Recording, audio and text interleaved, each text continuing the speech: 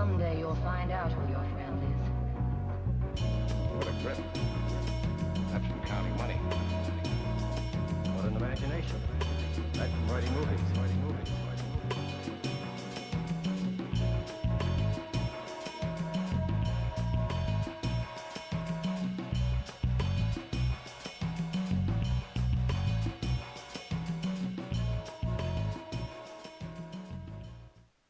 With just a handful of films, starting with Reservoir Dogs, writer, director, and actor Quentin Tarantino has made quite a splash and made movies the way he's wanted to.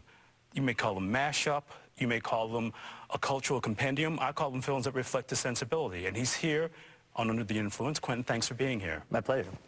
You've got to tell me the first movie you saw that really scared you. I've always wanted to ask you this. Oh, that was the first time I was actually really like almost terrified and sickened by a movie was I was in the 5th grade.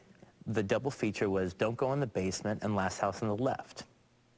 So Don't Go in the Basement, that's pretty easy. All right, so then Last House on the Left starts. And it was so scary and so violent. And so that was exactly my fear. I wasn't afraid of monsters. I was afraid of home invaders. When I was a little boy, I was afraid of home invaders. To me, that was the worst thing, is people coming in and commandeering your family or commandeering you. Now, I'm going to tell this little lady here to do something. And if she doesn't do exactly what I tell her to, I want you to cut her, I want you to cut her friend.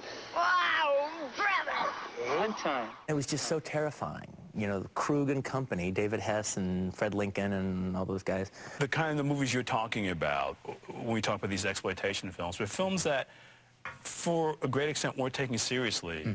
And so you could actually bring your own set of feelings to them and your own, and helped you build a sensibility, because there wasn't a real critical mass, pardon the expression, of critics talking about what these movies were. You could go out and find things with them, couldn't you? Well, yeah, well, one of the things, I mean, you know, people oftentimes will ask me why it is that I respond to, you know, for lack of a better, we even call it exploitation cinema, B cinema, genre cinema, whatever. Why I respond to it so much. One, I've always really, you know, of course I'm going to respond as a cinema lover to stuff that's viscera. It's very primal. Yeah, it's primal, and there's something going on, and you know, and it may be subversive, it may be this, but you know, there's something going on there. But the number one reason I like those movies, you know, what I do with them is different. All right. I'm taking them and I'm turning them into something else. Hopefully you get the same viscera. Hopefully you get the same charge and you know, electricity of it. But one of the biggest thrills to me cinematically watching those movies is, you know, it's easy for a normal audience to just see a B movie from any kind of era right now, all right, straight to video movie. Just like, no, that's not very good, and those actors, you know, whatever. There's many cheesy elements in it. They don't have much time. You know, and it's easy for people to put themselves above a movie. But when they don't put themselves above a movie and they keep watching it, it's just keeping you interested enough to keep watching. When all of a sudden you actually click into the movie. When all of a sudden care about the movie. You actually care about what happens. You want to know what happens. And these characters actually mean something to you. When, in this crazy, weird, sleazy little exploitation movie, when did you start caring? And the fact that now you care and now you're invested, that's one of my favorite things that can happen in cinema. And especially when people get connected to a movie that they would, you know, by all rights think that they're superior to. You know, with me going to see them, I actually literally was in, you know, the later part of elementary school going on to junior high. And there weren't other kids doing that a whole lot. All right, going to see those movies. They were seeing the bigger movies. So I'm literally I have no one to share it with. And I didn't have any friends other than the other people in the theater. Yeah, so it's always, you know, it's just it was just all compounded in me. And there was, you know, if I ever met anybody, even, you know, at some weird film festival, weird screening, another film geek, I didn't know any film geeks when I was a kid. I was it. So whenever I'd meet some film geek at some event, I couldn't believe I hung on to that person. We talked for 3 hours. They knew all the actors I know. But what this is all sort of evoking for me is this, that you find something you like in every genre.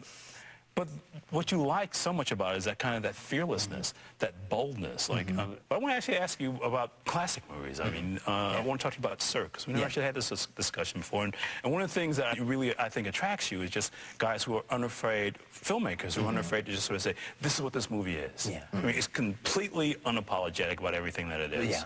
I love any director that's going to like take a genre or take a subgenre and then embrace it to its core, you know. So, you know, if you don't like full-blown melodrama, then you have no business watching a Douglas Sirk movie.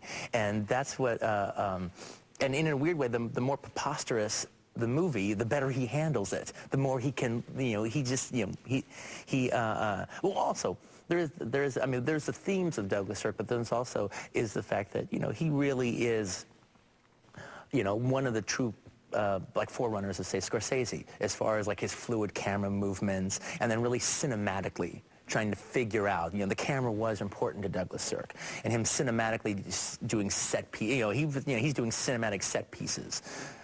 You know, in something like, you know, the dance sequence, the Dorothy Malone wild dance sequence in Written on the Wind, or that you know, to me one of the greatest pan shots of all time, the reveal of Rock Hudson on the beach in Magnificent Obsession, where you're just following Jane Wyman, you realize that Rock Hudson's been there all along. Those are all really, really terrific cinematic moves, and he'd even do Coppola kind of aspects of, like, you know, walls turning into scrims and going away. But what I, you know, love about his tackling of themes is just the complete embracing of the soap opera melodramatic material. One of my favorite movies to actually show modern audiences, and when it comes to the old classic films, is Magnificent Obsession.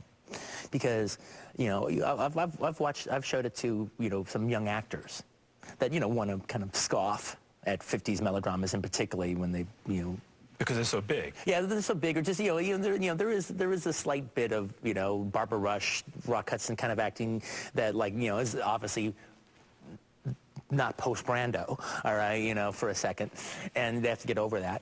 But then they do quite well, and Rock Hudson is actually quite magnificent in that movie. But the thing that's so much fun is, especially, and I've watched it with women and men, is they really get into that story. Because, you know, they don't see melodramas where people, you know, they see TV movies, they see Lifetime movies, they think that's melodrama. They don't know the true fun of ever-escalating emotions building up to a volcanic pitch. And they're actually hanging on every wild, crazy, improbable, you know, twist and turn in the storyline that was far-fetched in the 50s. But Sirk's believing it, and he's selling it to you. And I love that. I just love I love that storytelling, but I also love watching people get really roped up into that movie. But it's that unapologetic aspect of it. Oh, it's that huge scale, something this big that's not flinching from it, that's saying, this is what I promise, and this is what I'm going to deliver. I think the only person that's really around that can get away with that, and I mean, you know, do it big and get away with it, is Pedro Almodovar, is the only one that can really do Sirk-style size emotions and pieces. But you know who Almodovar loves? He loves Manelli. He loves what Manelli does, which is that same kind of thing, that almost a musical, poetic kind of camera movement. Oh, you're using the other guy, I would say, that is, you know, pre-Scorsese, as far as, you know, and on every few movies you could throw Raoul Walsh in there, but not every one of them. Right. All right. But those are guys that were trying to figure out their films visually and through the camera, and cinema was a part of the process. And you know and what's not seen in the frame is as important as what's seen. Or that use of color in that way that certainly Almodovar and Scorsese and Manelli all do. Well, and it's one of the reasons why it's like for instance, you know, I've thought about doing from time to time a melodrama, but you know what? I can honestly say I don't think I'd want to do one in America for Americans in English language. I think you can get away with it in another country's language. I think Spain is perfect for the high emotions of that, and the fact that it would be broken down with subtitles and in Spanish goes a long way to buying it. But I can hear the bad laughs in the movie theaters. But If you actually were to do melodrama the way Douglas Sirk did, and like you hear them from time to time when you see them at revival houses. Well, people are laughing out of embarrassment, though, as much as anything else. They're being moved in a way that, and it makes them uncomfortable. It's that the laughter is almost as much them kind of laughing at their vulnerability as the movie itself. It is unsophisticated. It wasn't sophisticated in the 50s. I would agree. It is. There's sophistication. But we've sophisticated. I think we've out-sophisticated ourselves out of some of the pleasures of movies. I see. I think what you're talking about is we use irony now in the way they used to use melodrama. Yeah. And there are ways to get around that. What we're talking about in Western culture, Europe, is talking about opera, which always is a foundation for absurd, heightened melodrama in opera, and if you know that sensibility, then it easily comes to the screen because that's what Europeans have that we don't.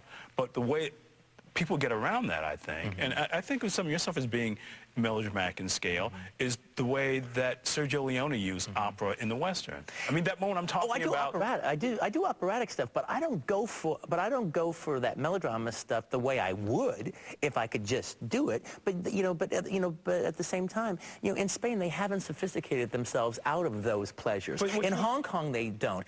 But that's a big point, though. All right, Hong Kong will play melodrama just as big as Sirk ever did. Yet we've all watched those movies in theaters with Americans and seeing them laughing. It's like it's too big. See, I guess we've heard those bad laughs. Yeah, but I think we want to kill those people. Yeah, but a lot of times, exactly, those people are kind of laughing because they're laughing at the size of it, but they're laughing because, wow, somebody's actually doing this. And you can hear the embarrassment in those laughs sometimes.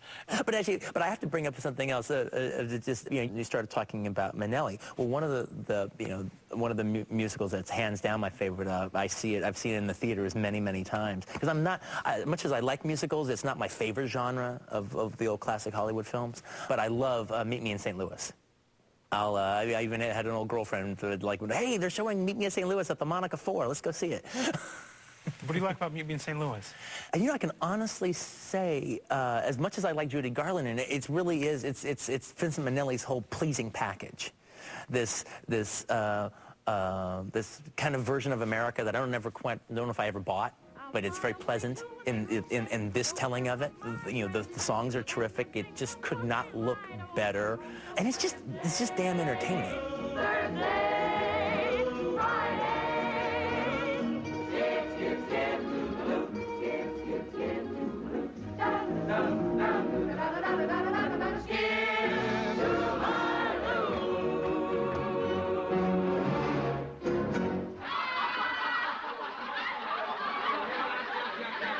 That back in the days of Laserdisc, I got into a little Judy Garland kick and got the Hardy Girls and I could go on singing and kind of just started diving into the Pirate and started diving into our movies. The Pirate, oh my God! But what about A Star Is Born? You must like that.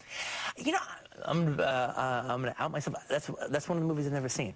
You've never seen? I missed it in its big revival thing, 20 years ago. 20 years ago, and so I've always held off on it because I knew I should see it in a big screen and not the kind of pan and scan version. But it was actually interesting. I found myself not when I got into my 2-second Judy Garland kick, I found myself not going for stuff like Star Is Born. The Pirate I'd actually already seen. I did gravitate more towards Me and My Gal, and the Hardy Girls, younger and the more kind of fun.